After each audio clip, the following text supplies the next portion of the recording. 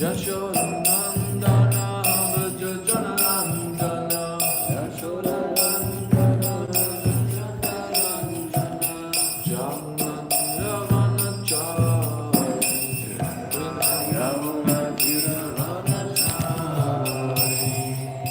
Jaya Radha Madhava Kunja Bihari Gopi Jana Vallabha Giridharadhari Jaya Radha Madhava Kunja Bihari Gopi Jana Vallabha Giridharadhari Jashoda Nandana Vraja Janarandana Jashoda Nandana Vraja Janarandana Jamnati Ravana Chari Jamnati Ravana Chari Jaya Radha Madhava Kunja Bihari Gopi Jana Vallabha Giridharadhari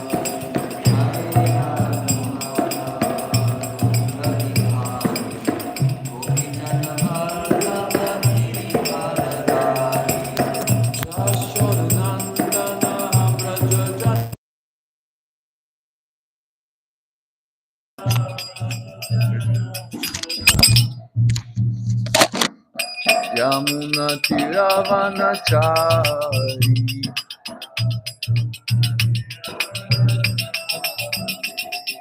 Hare Krishna Hare Krishna Krishna Krishna Hare Hare Hare Rama Hare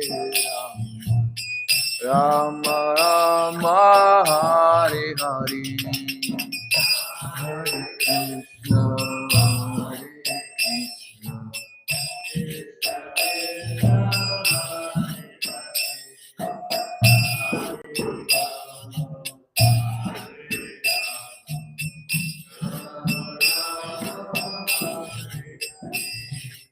Hare Krishna Hare Krishna, Hare Krishna, Krishna Krishna, Hare Hare, Hare Rama, Hare Rama, Rama Rama, Hare Hare.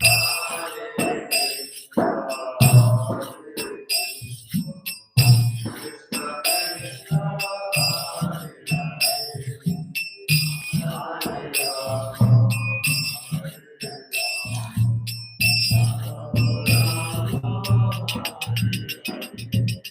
Krishna, Hare Krishna, Krishna Krishna, Hare Hare, Hare Rama, Hare Rama, Rama Rama, Hare Hare.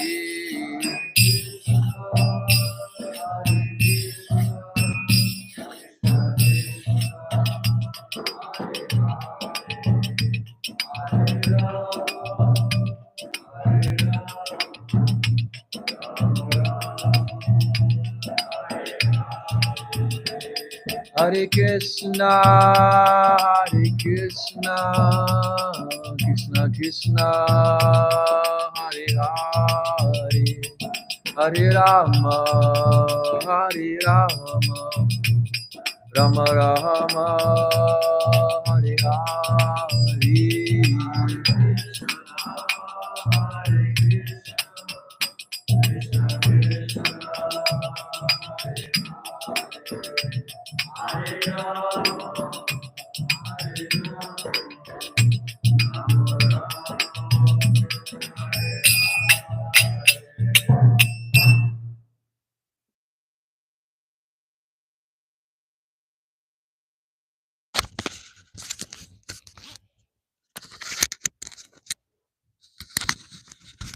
Om Namo Bhagavate Vasudevaya.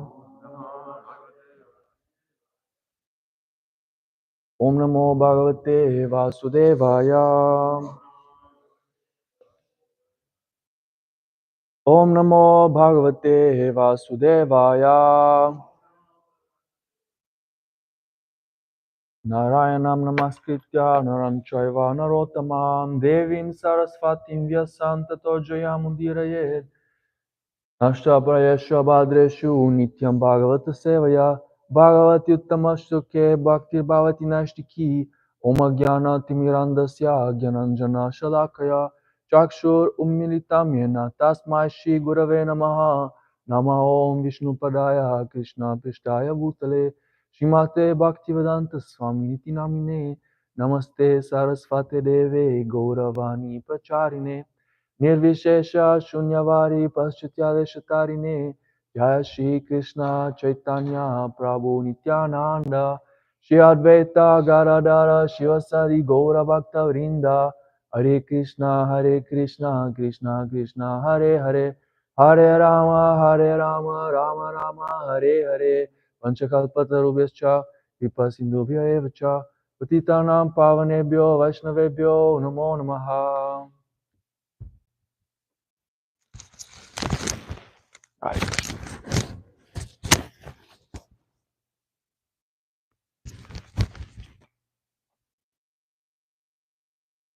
Hare Krishna, dear devotee, I'm seeking your blessings because the Vaishnavas are the only means to get the mercy of the Lord. So please pray for me so that I can say something substantial, especially to see Prabhu, who's my big brother and mentor. He's the beginning of my spiritual life. Today we're going to be speaking about Brahma satisfies Lord Shiva, chapter 28, verse 28 until the 32nd, chapter 6, fourth canto of the Srimad Bhāgavatam. So I'm going to chant all the verses and then we'll do verse 30 actually, which has some philosophical points which are very important for us to understand if we want to get out of this world. Okay, let's do the 28th. Kitfayaksheshvara purum vanam sangha dikam chatat drumay kama dugair hridyam chitra malya palachadai. How do I do it now? Do I read the translation and purport or after? I do translation and purport. Do that. Translation and purport by His Divine Grace, A.C. Bhaktivedanta Swami Srila Prabhupada. While traveling, the demigods passed over the forest known as Saungandika, which is full of varieties of flowers, fruits, and desired trees. While passing over the forest, they also saw the regions of Yaksheshvara. Purport. Yaksheshvara is also known as Kuvera, and he is the treasurer of the demigods. In the descriptions of him in the Vedic literature, it is stated that he is fabulously rich. It appears from these verses that Kailash is situated near the residential quarters of Kuvera. It is also stated here that the forest was full of desire trees. In Brahma Samhita, we learn about the desire tree which is found in the spiritual world, especially in Krishna Loka, the abode of Krishna, of Lord Krishna. We learn here that such desire trees are also found in Kailash, the residence of Lord Shiva, by the grace of Krishna. It thus appears that Kailash has a special significance. It is almost like the residence of Lord Krishna. Verse 29. Rakta Kanta Kaganika Sarva Mandita Sat Padam Kalahamsa Kula Preshtam Karadanda Jalashayam. In that celestial forest, there were many birds whose necks were colored reddish and whose sweet sounds mixed with the humming of bees. whose sweet sounds mixed with the humming of the bees. The lakes were abundantly decorated with crying swans, as well as strong-stemmed lotus flowers. Purport. The beauty of the forest was intensified by the presence of various lakes. It is described herein that the lakes were decorated with lotus flowers and with swans who played and sang with the birds and the hummingbees. Considering all these attributes, one can imagine how beautiful this spot was and how much the demigods passing through enjoyed the atmosphere. There are many paths and beautiful spots created by man on this planet Earth, but none of them can surpass those of Kailash, as they are described in these verses. Now skip 30, come back to it. Verse 31. Vaidurya krita sopana vapya utpala malini praptam kim purushayar drishtva ta aradarshur vatam.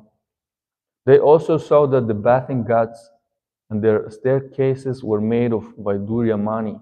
The water was full of lotus flowers. Passing by such lakes, the demigods reached a place where there was a great banyan tree. Sayojana shatot sedha padona vitapayata paryak krita chala chayo nirnidasta pavarjitaha. That banyan tree was 800 miles high, and its branches spread over 600 miles around. The tree cast a fine shade which permanently cooled the temperature, yet there was no noise of birds. Generally, in every tree there are birds' nests, and the birds congregate in the evening and create noise, but it appears that this banyan tree was devoid of nests, and therefore it was calm, quiet, and peaceful. There were no disturbances from noise or heat, and therefore this place was just suitable for meditation. So now verse 30, the one that I'm going to speak on today. Please repeat after me.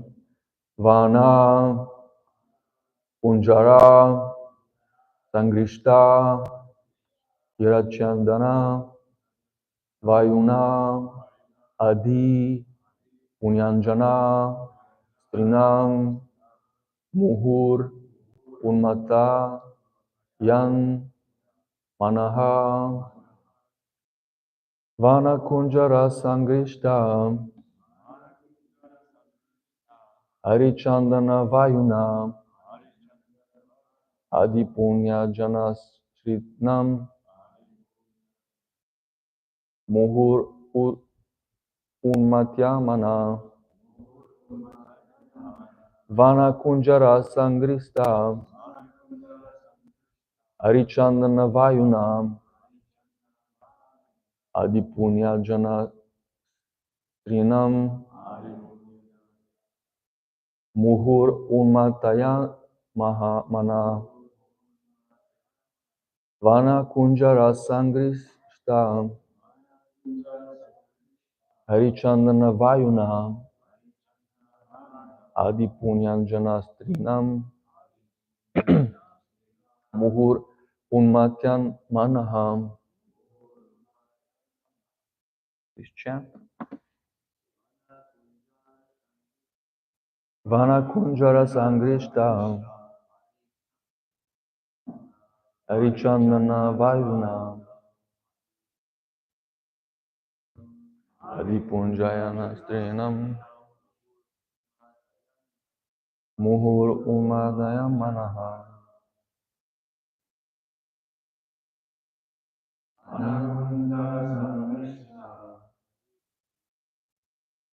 Harichandana Vayuna Adipunyayana Strinam Muhur Unmatyan Manaham. Vana Kunjara Sangrishta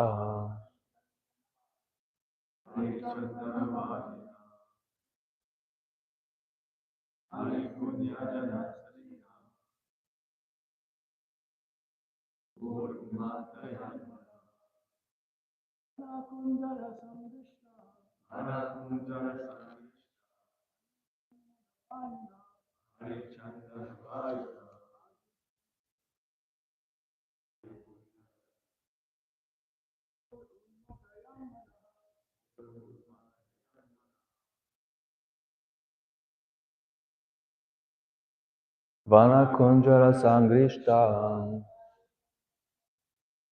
Harichandana Vayuna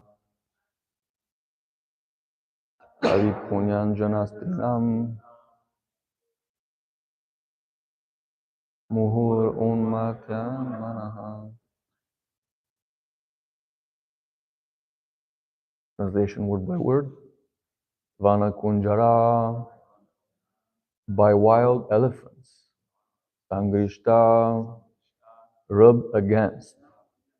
Harichandana, the sandalwood trees. Vayuna, by the breeze. Adi, further. Punyanjana, Punyanjana Strinam, the wives of the Yakshas. Muhu, again and again. Unmatyat, agitating. Manaha, the minds. Translation. All these atmospheric influences unsettled the forest elephants who flocked together in the sandalwood forest, and the blowing wind agitated the minds of the damsels there for further sexual enjoyment. Purport. Whenever there is a nice atmosphere in the material world, immediately there is an awakening of the sexual appetite in the minds of materialistic persons.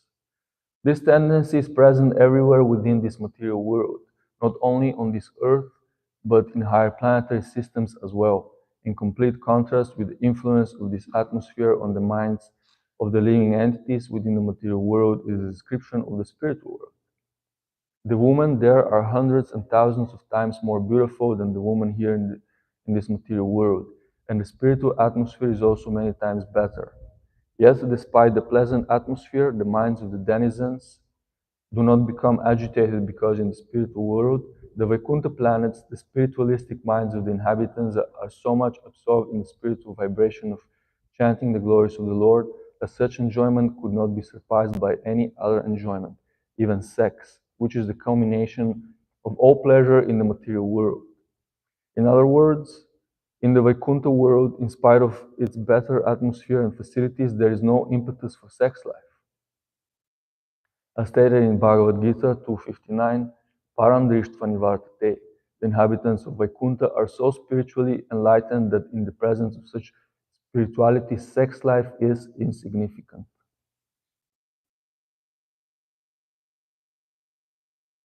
Once again, the translation. All these atmospheric influences unsettled the forest elephants who flocked together in the sandalwood forest, and the blowing wind agitated the minds of the damsels there for further sexual enjoyment. Hare Krishna. Finally speaking about the taboo topic, generally considered, a little bit, you have to be careful when you're speaking about these things because people get easily offended, easily hurt because you're touching the wrong button. So it is quite clear from the Bhakti scriptures, especially in the Bhāgavatam, where creation is very nicely expounded, explained, how the living entity comes to the material world because of a selfish desire to enjoy separately from Krishna.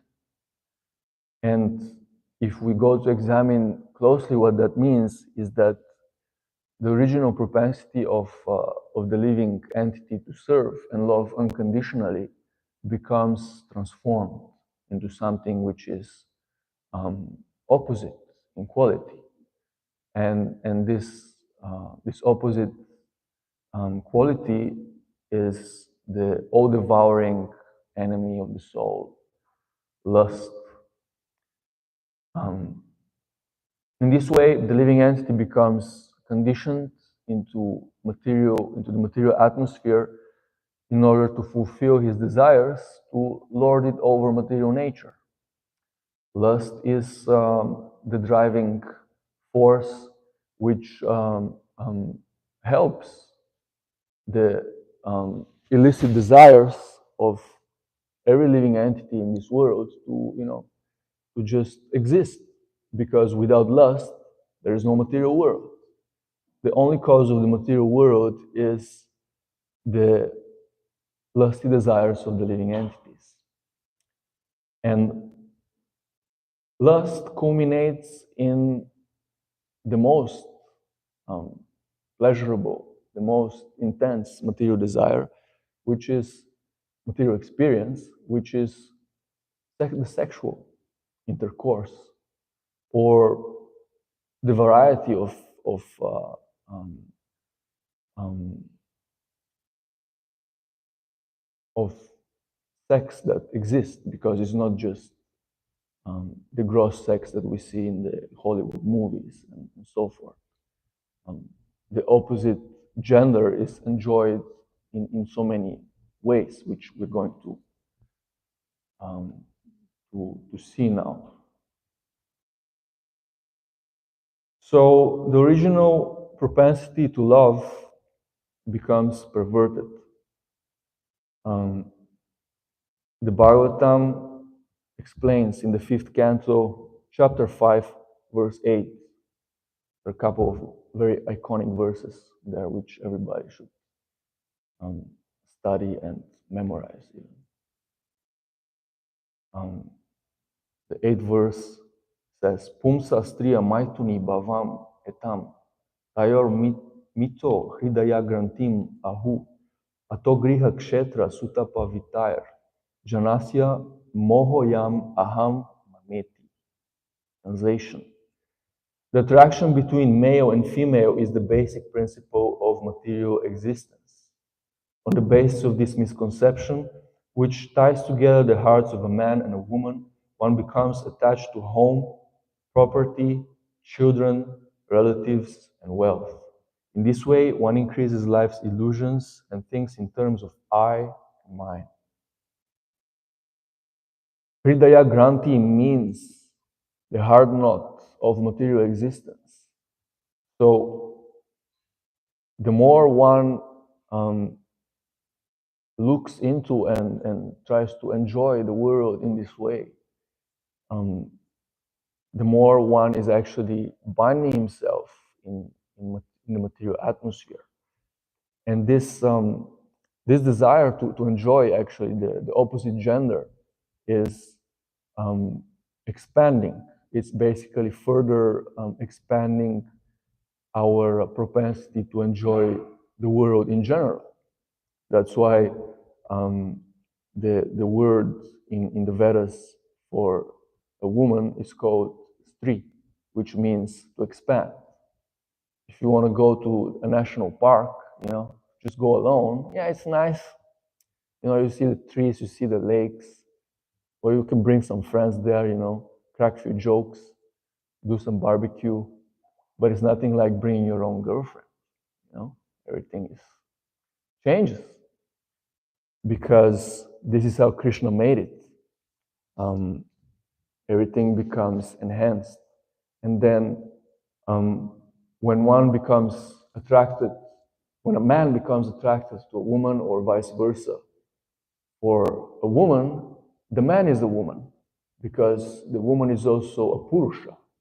The man and the woman, they're designated as purushas in the material world. It means they're enjoyers. So whenever we speak about a man enjoying a woman, it also signifies that the woman is trying to enjoy on the other side the man. So it goes in the same way in the other way around also. It becomes very this attraction to the opposite gender kind of breeds further bondage to how here it's explained in the verse, to family, home, neighborhood, city, nation, and so forth. We become more and more identified because this enjoyment is so strong and it's so contaminating that it really bewilders the intelligence. It really kind of binds the heart. It's literally like a heart knot, which you cannot escape. The only way that you can escape it is by counteracting this principle, this propensity, with austerities, penances, sadhana bhakti, which are diverting the attention of the living entity from this enjoyment which we have been used to for many, many lifetimes, innumerable lifetimes, so strong. So that's why Prabhupada has given us the formula, and this formula is very, very much personalized for our present condition, because actually, we know from the past that the great Vaishnavas, they were following much greater standards. But because Prabhupada saw what is our condition in the West, in America, in Europe, he gave us a very simplified, very comprehensive, and very suitable program of chanting 16 rounds, following the four regulative principles, and then for the rest of the day, just working for Krishna. That is a way of diverting our attention, diverting our propensity to enjoy the material world, and especially to look into sexual life.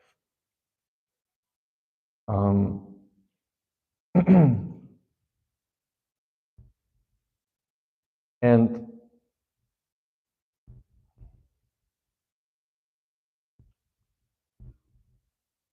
it's incredible how, when you speak about these things, which are actually the real problems of life, many people, even many devotees, you will find how they become disturbed, because attachment means that you don't want to give it up. It's so deep, it's so ingrained in our existence that we don't want to give it up. Why? Why is it's like why?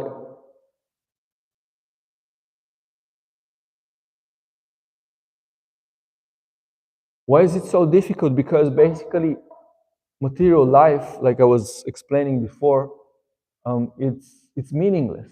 It is explained that sexual pleasure, sexual enjoyment is the backdrop of material life. If you give it up, there is not much left there. There's no meaning to material life. There's no sex. There's no sexual pleasure, attraction.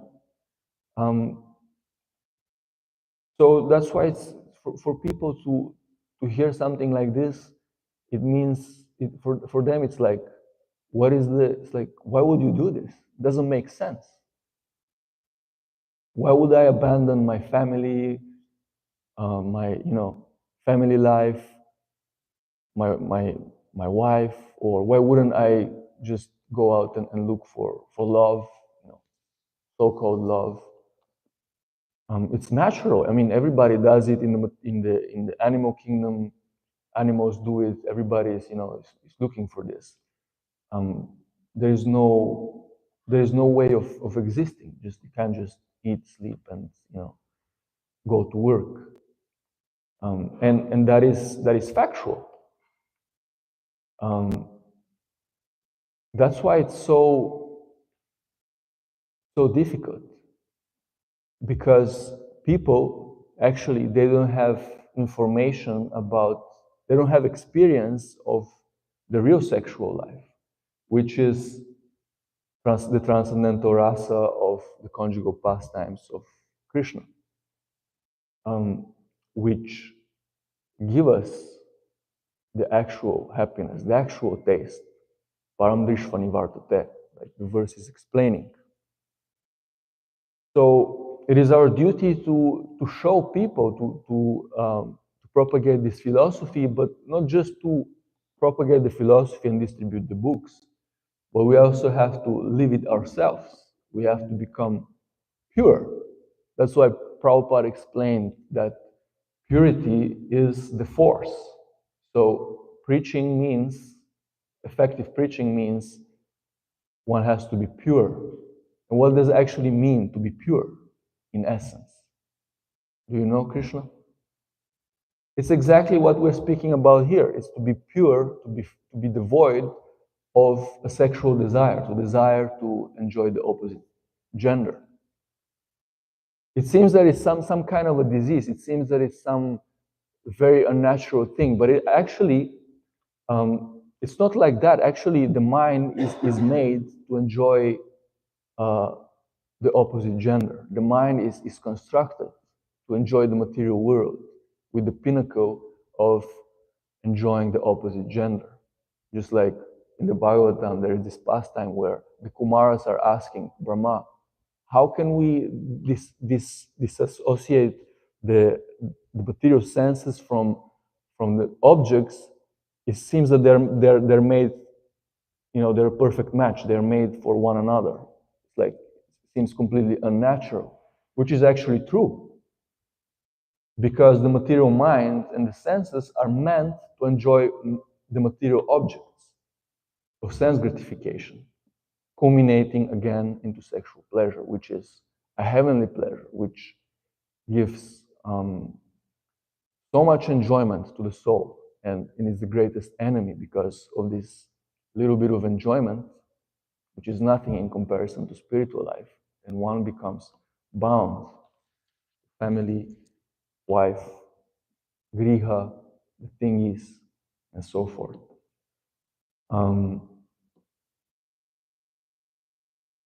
Where was I? Where was I saying this? What was my previous point? Purity is the force. Yes. So, no, I was explaining how it's actually natural that the mind is thinking about this. It's actually explained in even modern science explains that for average man, every 30 seconds, a sexual desire pops up in his mind. Can you believe that? I don't know. It's like maybe maybe not for everybody, but statistically, this is what happens. In the mind of every man or even a woman, a sexual desire comes up. And now, don't get me wrong. Sexual desire doesn't just mean the gross, rubbing of the bodies, but actually, the Bhāgavatam explains how there are 7 forms of subtle sex life, which we have to be very aware, and we have to ultimately learn to deal with them, especially for brahmacharis. Let me just find them. I used ChatGPT actually, and it's very good for research. I'm amazed.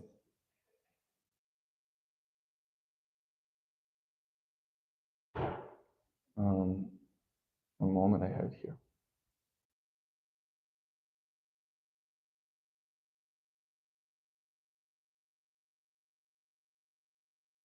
Okay. So there are 7 types of subtle sex. Attachment to the form, or rupa, which is basically attraction to the form, to the physical form or beauty, appearance of the opposite gender, woman for a man and a man for a woman. And we have the perfect example of this of Chaitanya Mahaprabhu, who was even reluctant to look at the form of a woman in the form of a wooden sculpture, mannequin. Is that contaminating? Just by looking at the form, at the billboards outside, something that reminds you of the opposite gender, immediately triggers sexual desires. Another one is attachment to touch, desire for physical contact or the pleasurable sensation of touch. So absolutely no touching, forbidden, especially for brahmacharis. Touching means spiritual death. To touch somebody, you have to go take a shower, chant 64 rounds, distribute 10 Bhagavad Gitas. Otherwise, very bad, yes. Attachment to taste, rasa. Enjoyment derived from the sensual or emotional taste connected to a relationship, the romanticism that exists between the genders in a conjugal relationship, and many of us, we have experienced this, so we have it in our minds as a samskar. It's there, it comes up sometimes, especially in the Hollywood movies. You see Romeo and Juliet and so forth. So there is a very, very strong inclination to enjoy romantic life. There's a very strong taste. Then there is attachment to smell or gandha, attraction to bodily fragrances or scents that evoke desires for affection. That's why the perfume industry is so big. It makes women's fragrance and a men's fragrance. So the men's fragrance attracts the women, and the women's fragrance attracts the men. And also the natural scent of the body has so-called, how do you call it, pheromones, which are attractive to the opposite gender. So, don't smell, stay away. Even it's explained that even the perspiration, which apparently smells bad, but for the opposite gender, it carries pheromones. And even animals do that, They pee around, it smells bad, but actually it's attracting the opposite gender. So it's animalistic in essence. Then you have mental association or sankalpa. This is especially important to understand for brahmacharis. Imagining, fantasizing about, sensual contact, intercourse, emotional connection. Again, these Hollywood movies that are in our mind, pornography, very famous, for being a spiritual killer in modern society. It is explained that for a brahmachari, a single thought is like a mini fall down. So brahmacharis should even be devoid of the thinking, because what happens is that thinking leads to feeling, and feeling leads to willing. Willing means doing. So it's natural for the mind, like we saw, even modern science explains that every now and then it will come up. Even the greatest acharyas, who was that? Yamunacharya, who was an exalted devotee, explained that when a sexual desires comes to his mind, his lips curl in distaste, and he spits at the thought itself. So it comes.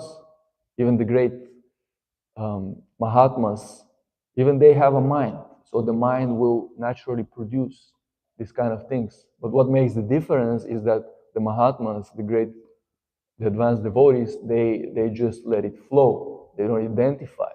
That's what it means to not identify with the body, not just the gross body, but the subtle body. It means you understand that this is not me, and I'm able to transcend it. And how am I able to transcend it? By spiritual practice, by sadhana bhakti, and by association with devotees, especially with those who are more advanced than us. So whenever thoughts arise in our mind, we have to check them immediately. And if we continue with that, we should know that is the road to fall down. So what we can do is we can read something, we can um, do some kirtan on our own, we can do some service, but all these things might not be helpful. Usually, best is to go out and join the Yuga Dharma Harinam because you need something extra. Because sexual desire is so strong that it completely overtakes the mind. And then when it becomes, if it goes to the next stage, which is emotional, when the emotions become involved, then it becomes further difficult. It's very, very difficult to restrict it at that point. So one needs some extra engagement, which could be Harinam, like jumping and dancing like a crazy fella on the Brooklyn Bridge, or in the subways, or distributing books. For example, Tusi Prabhu, he goes every day because he knows if I go out for 3-4 hours, do books, everything becomes purified.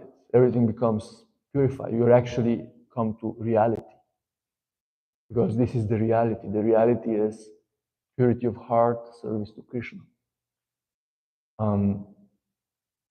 So very important to check our minds because the minds will produce those thoughts. But it is our duty as spiritual practitioners, as human beings, if you want to call ourselves human beings, to check our minds, to seek association. One can even go to his fellow brahmachari friend like Sachin, just tell him, Prabhu, I was getting bewildered. I was falling into tamogun. Let's read something together. Let's go out, chant some japa, let's have some prasadam together, crack a few jokes. So this is actually the spiritual association that keeps brahmacharis brahmachari. Very important to make friendships. Otherwise, the idle mind is the devil's workshop. And same thing goes for women also, brahmacharinis. And same thing goes into marriage, because at one point you have to disassociate from sexual desire even in marriage, because marriage is actually a rightful dharmic way of regulating sexual desire instead of looking everywhere else and having many partners. At least you narrow it down to one partner, and then from that point you start reducing, because regulation means to reduce, and that which is to be reduced is to be ultimately eliminated. So we're reducing sex, we're reducing sleep.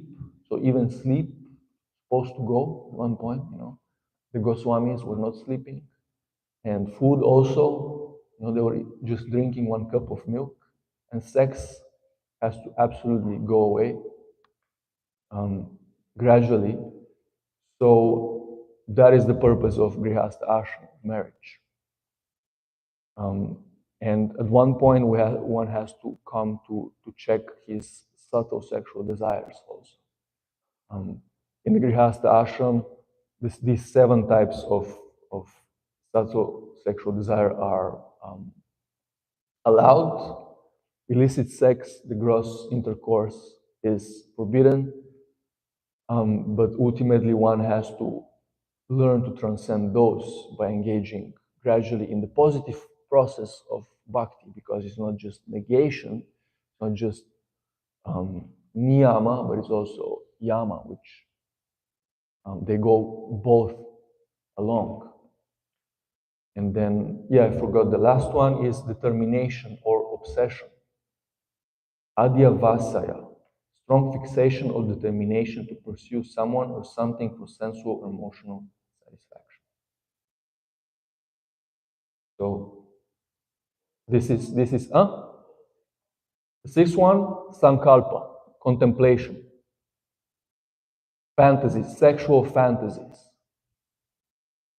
So if we engage in sexual fantasies, I guess it leads to determination or obsession, which is the next stage, where one's mind becomes so agitated, his heart becomes filled with lust, and one then becomes propelled to, to enjoy the act. One looks for a partner, and then um, if he's smart, he'll get married. If he's not smart, he'll look for more partners. And then what happens is that lust is never satisfied. The more you try to satisfy lust, the more actually you become dissatisfied. It's a great paradox.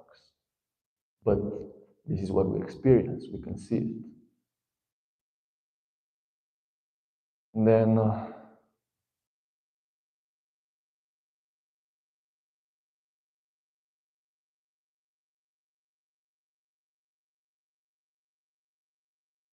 the Bhagavad Gita explains that the more one is influenced by lust, the more degraded his consciousness becomes.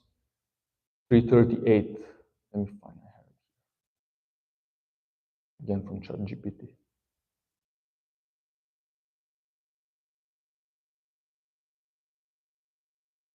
Bhagavad Gita explains how the living entity is covered by lust in different degrees, just like the embryo is covered by the womb. This is the most um, the heaviest case, is the most covered type of living entity, which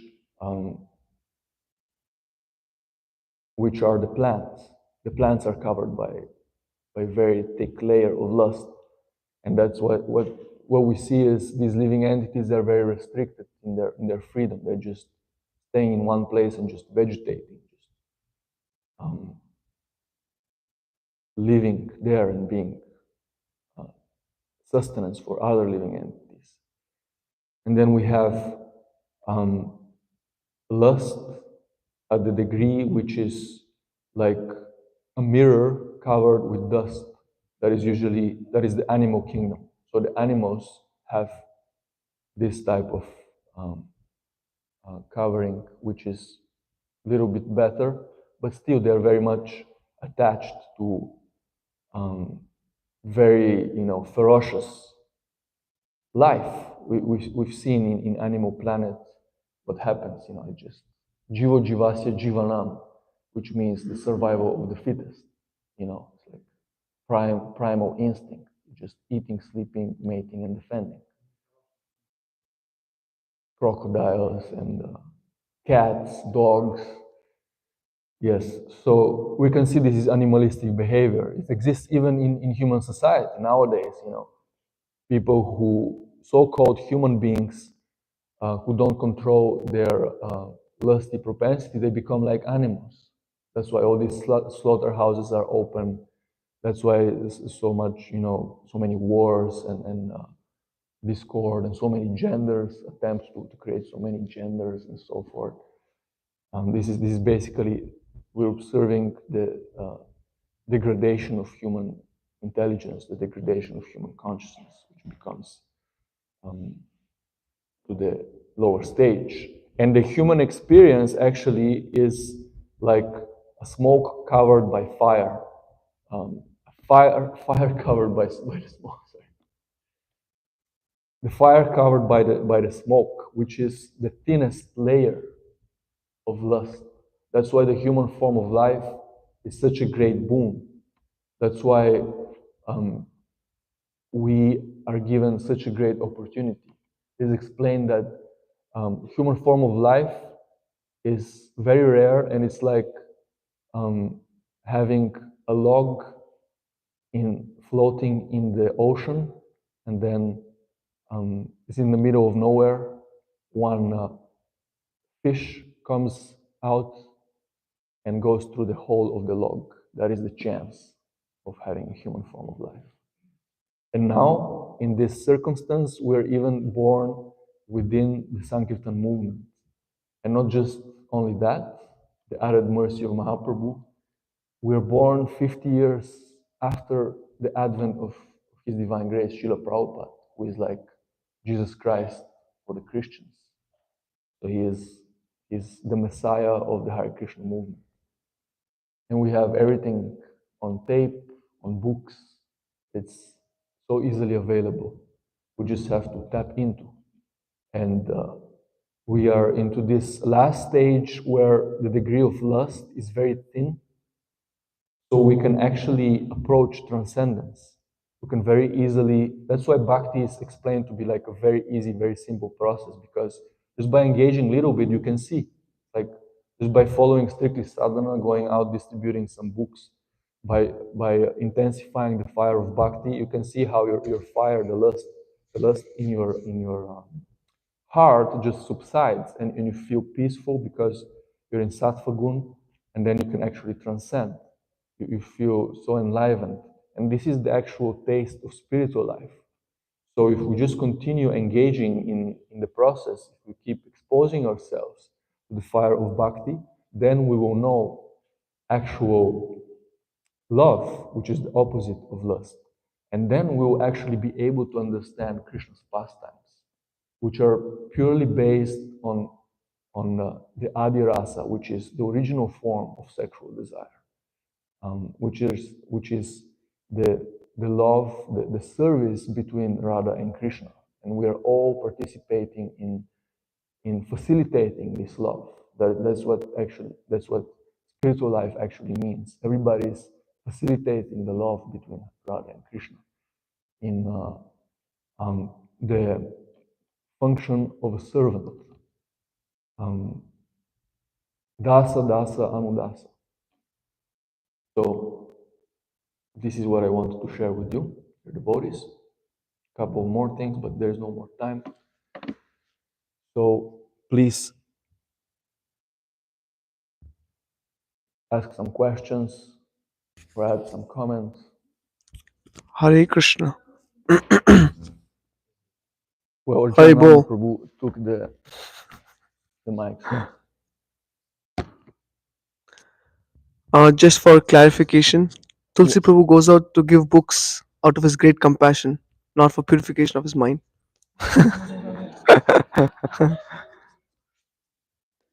And both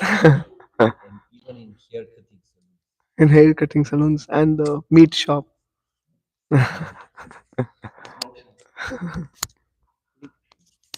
So you know So, me pretty well.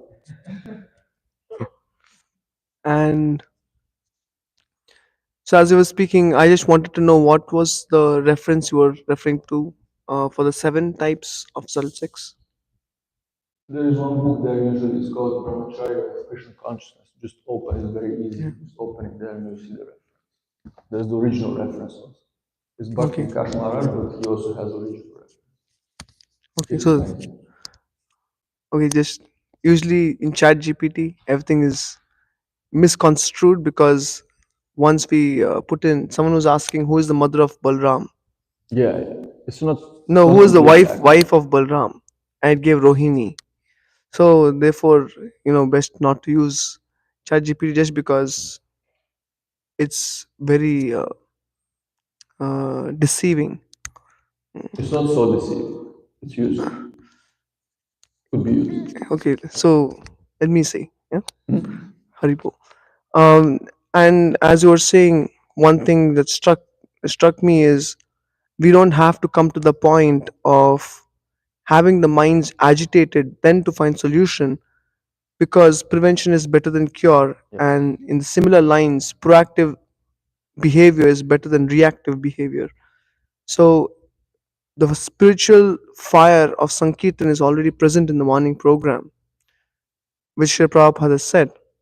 So anyone who is there present from 4:30 to 9 o'clock in the morning program, being engaged, being present in that fire of Krishna consciousness, immediately this fire is gone of lust. The fire of lust in the heart is immediately doused. So that is one thing. And um, one other thing is even regular, because you are pointing at brahmacharis, and therefore I felt the need to say this. For brahmacharis, if they want to have their mind protected from sexual desire, then they have to be on a very strong, strict Shravanam program, hearing, strong hearing and strong kirtanam and strong sevanam. So if that is not there, then they risk the sexual desire in their mind to the point of, then they are looking for, okay, now what should I do? Should I just go and distribute books? Should I somehow vent out that passion in a physical way, Yeah. in some other way? That is already, later on, because they haven't done the homework of having a strong program. So sometimes having a strong program may seem to be some sort of a fanatic, some sort of a, new people, they take things strictly. So it's not like that. Actually, when we are serious about not losing Krishna bhakti, not losing what Sri Prabhupada has given, then that time we become very serious to safeguard. And that time we know the importance of engaging in that Krishna conscious program. So Shravanam, Kirtanam, and morning program, association of devotees, all this is a proactive way of safeguarding ourselves from the ghost of sex desire. Later on, we can jump in kirtan, but I feel while jumping, we might even change ashram, isn't it? Because that passion, this is a risk, 50-50. At that point in time, there's 50-50. But because you're saying brahmachari, so therefore I just wanted to mention this. Yes. Not just brahmacharis, for everyone. You were mentioning that for brahmachari is brahmachari. Yes, especially for brahmacharis, because brahmacharis, even the slightest mistake, fatal, right? And brahmacharis could be also attending the morning program, but if they are not attentive, just like you say, because externally you might be following, but internally, if you're not listening, if you're not allowing the transcendental sound to work on your consciousness, then the effect will be that you will be influenced by the lower modes, therefore, lust will overtake your heart. And yeah, that's why it's so hard to be a brahmachari, right? Very easy. Just wanted to add two things. One is we have the definition in Chaitanya Charitamrita. It is said Atmendriya Pritivancha Tarabalikam Krishnendriya Priticha Dare Premanam. If we are trying to satisfy our senses, this is lust. But if we are trying to satisfy the senses of Krishna, this is actually love, prema.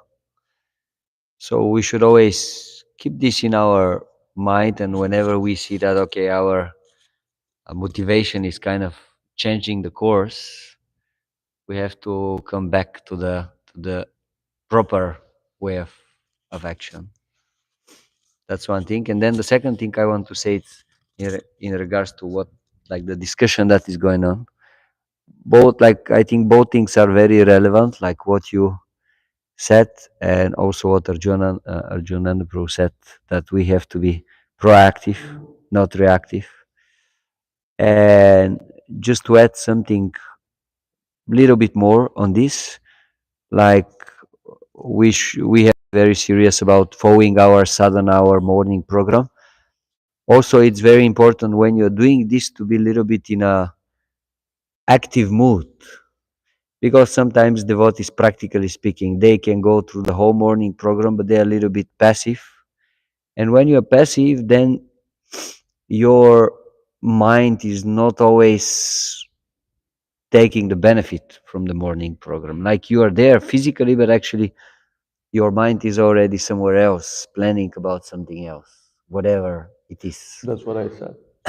So go through the morning program with the proper consciousness, meaning be active, like join the kirtan with the devotees, join the singing, join the reading, listen carefully the class, ask questions. So like Krishna is a very good example. He basically wrote the whole class on this thing here.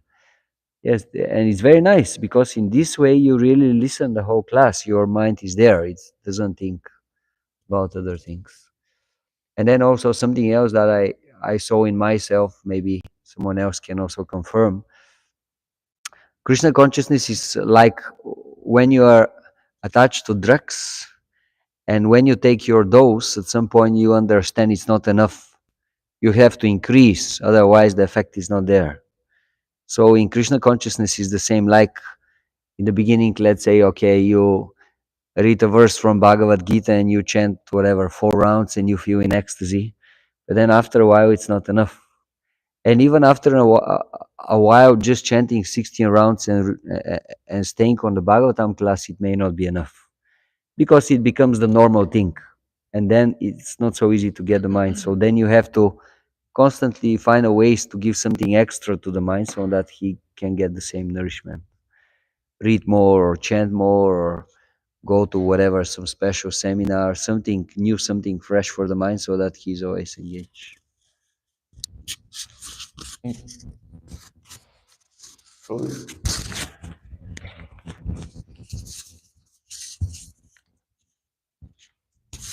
Thank you for your wonderful class, Prabhu. I had a question. You spoke in depth about how lust affects the brahmacharis. You went in details about that. And then you said that it's the same for everyone, how lust affects everyone in the same ways. I just wanted to know what can grihastas do to protect themselves against lust? You said get married, but like, could you explain a little bit more, elaborate a little bit more, please? Yes, thank you very much. So the question is, Prabhu Vishnu Prabhu, I spoke in general about how to dovetail, how to regulate lust, especially for brahmacharis, which is very important. But what can grihastas do about that? So Prabhupada explained the grihastha ashram as being a license for sense gratification.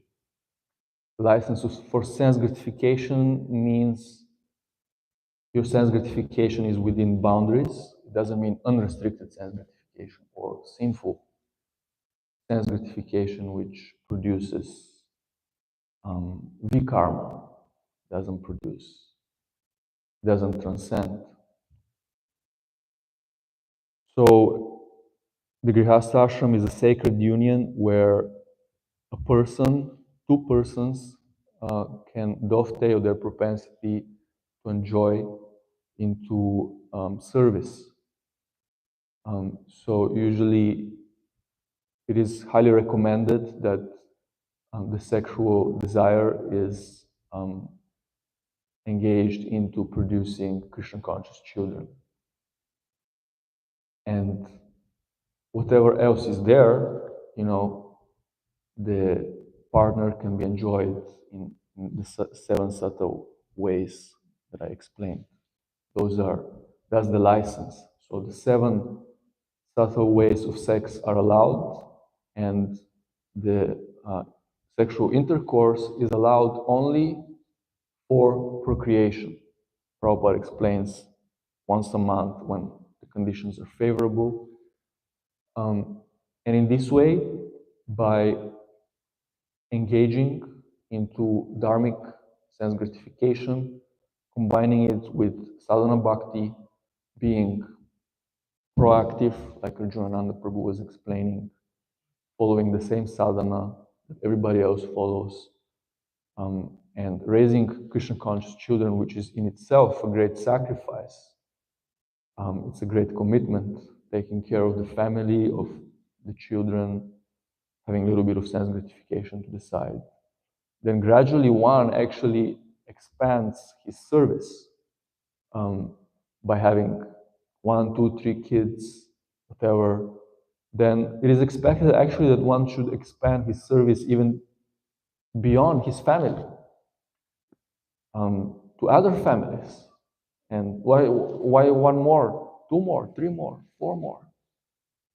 And then gradually one will come to the point of Vasudeva Kutumbakam. The whole world is my family. Why just a couple of families? So we see how Srila Prabhupada, he gave the perfect example. He got married, he raised kids, he had a successful business, successful marriage. And then at one point he retired into the Vanaprastha order, which is the natural sequence. We see how even people who are ignorant, they just follow the natural way of life, and they get married, they have kids, and by the age of 50, 60, your kids are grown up, so what do? they start playing chess or solving the, how do you say, the Sudoku. So that's the natural Vanaprastha order. You've done your thing, the body's deteriorated. You can't really have sex too much anymore. The wife is ugly. The man is also not very, beautiful and not very strong.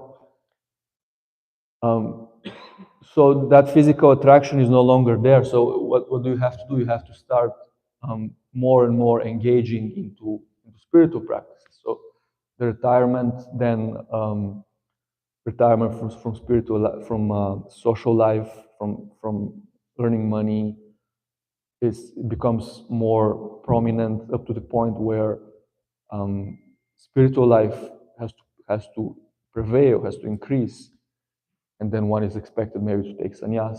Not necessary, but this is the natural progression of the Varnashrama Dharma. If we just follow the rules and regulations of the Varnashrama Dharma, there is a natural progression which gradually purifies the heart, enables us to exist as respectable human beings, as gentlemen and gentlewomen, first class examples for society, which is also preaching.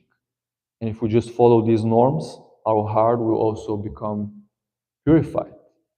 And gradually, parandrishva nivartate, the higher taste will manifest itself, and we just have to increase the fire of bhakti by devotional activities, by the 9 processes of devotional activities, Shravanam, Kirtanam, Vishnu Smaranam, worshipping the deities, everything else.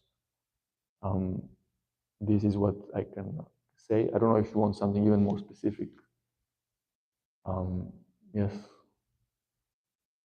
One wife, couple of kids, or one husband, couple of kids. Mataji Kamesh wants to say something.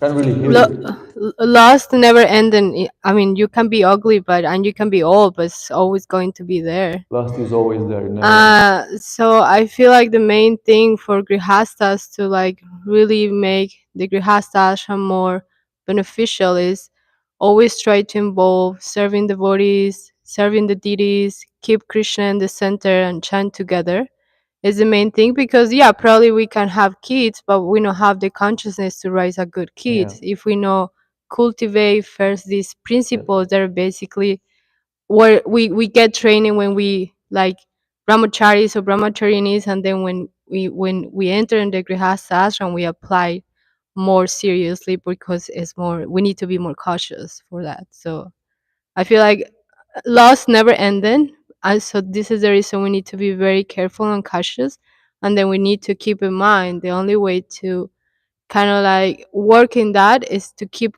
Krishna center, serving the bodies, and chant or runs very very nicely and careful. Thank you very much for contributing. Yeah, there are varieties of injunctions for grihastas which are specifically for that ashram. We can speak so much about that. There are so many smaller rules and regulations which are supporting this same point of trying to gradually deviate our mind from selfishness and engage more and more into serving others, serving Krishna. One very important thing for grihastas, for example, is giving in charity, because the tendency is to accumulate, to make money, and to just spend it for the own sense gratification, or just for the sense gratification of the family. But when one actually gives, just like we have the perfect formula, 50% of the income of the saved money has to be shared with the Krishna consciousness movement, has to be given in charity, and then gradually, by doing this, by engaging in sadhana bhakti, by keeping Krishna in the center, by listening to the scriptures, then one can actually doseo lust and transform it into love. Hare Krishna. I just know about it. I don't realize it.